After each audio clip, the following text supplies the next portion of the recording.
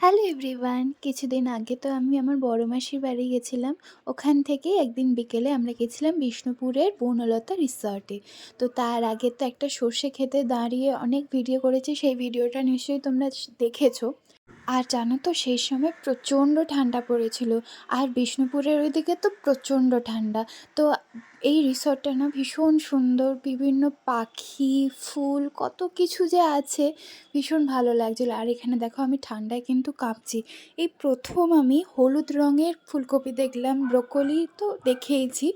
আর এই জায়গাটা আমার সবথেকে ভালো লেগেছে, এটা হচ্ছে গোলাপ বাগান, কত গোলাপ ফুটে আছে দেখো। আর এখানে মাও একটুখানি ফটো তুলে নিচ্ছে, এখানটা দেখো কি সুন্দর লাগছে, তাই না?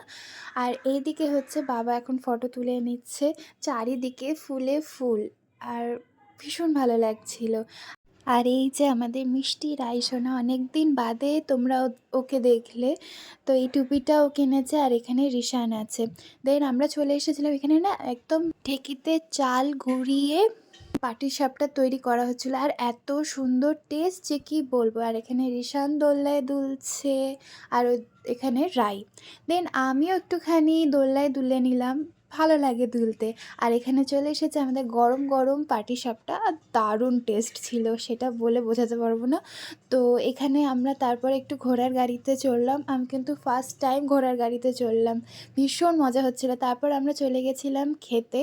তো প্রথমে নিয়েছিলাম স্টার্টারে ভেজ কাটলেট, তারপর ধোসা, চিকেন চাউমিন, সব মিলিয়ে খুব মজা করে কাটলো।